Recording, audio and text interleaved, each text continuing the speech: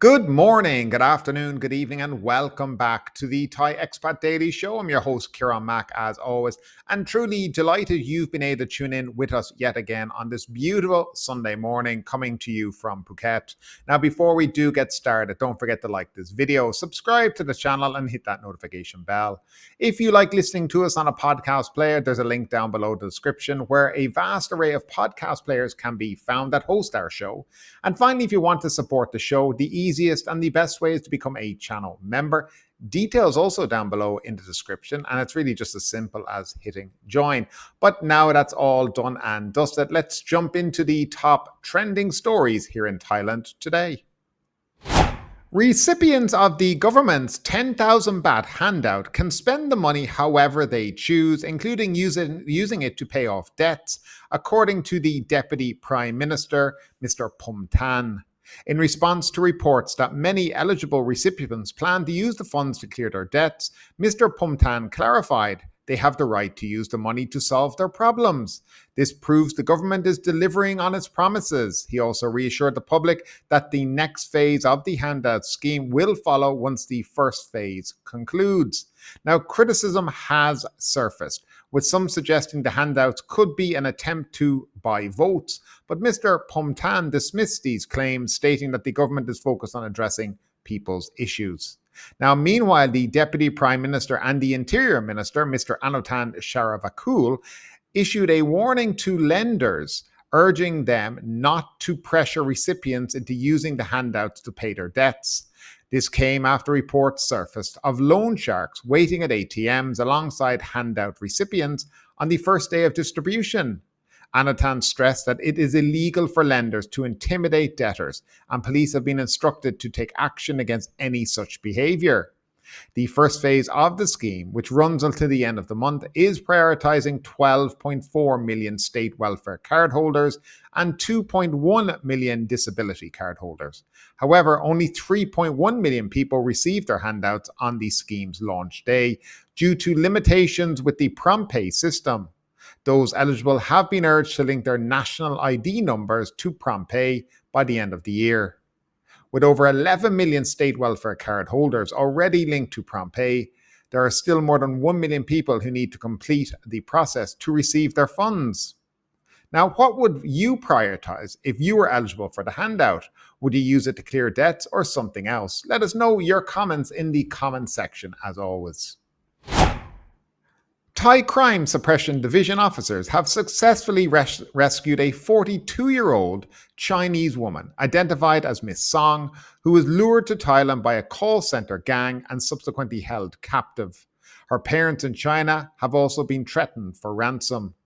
The incident came to light on September 27th when Thai authorities, acting on a request from the Chinese embassy, raided a dormitory in Bangphil district of Samut Prakan province where Miss Song was being held captive.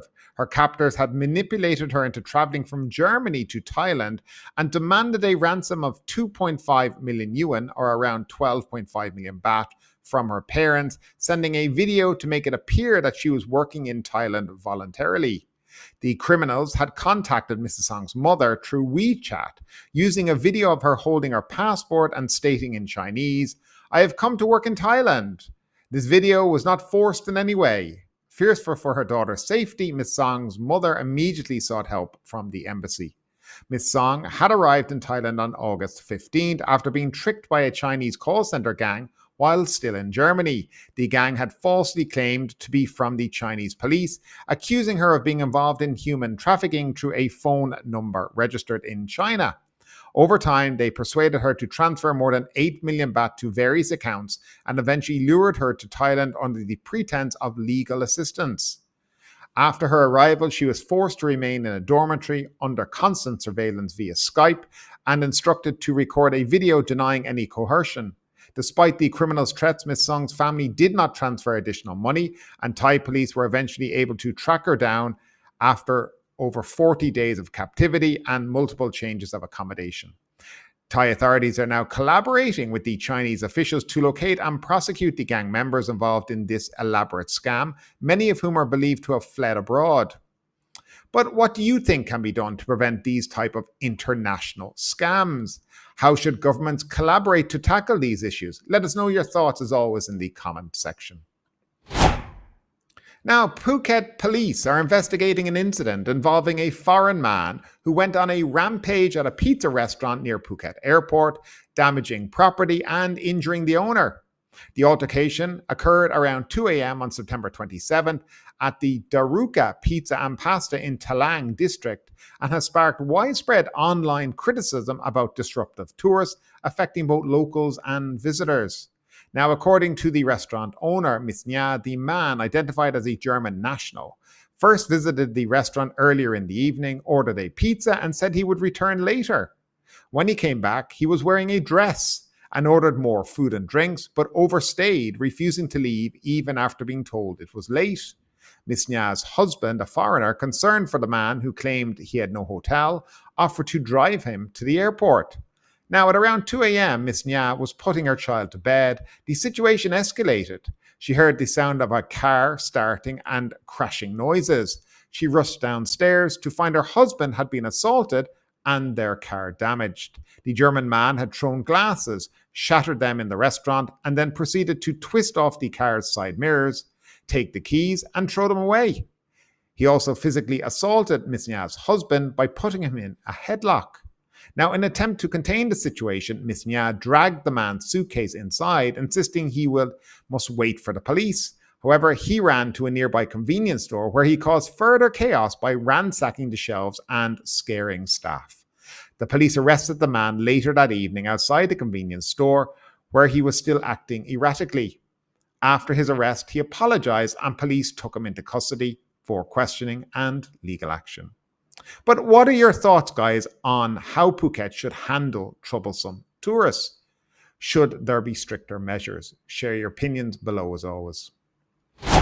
And finally, Thailand has seen a significant decline in its ease of doing business ranking, dropping to 12th place out of 13 Asia Pacific economies in 2024, according to a survey by the Asia Securities Industry and Financial Markets Association.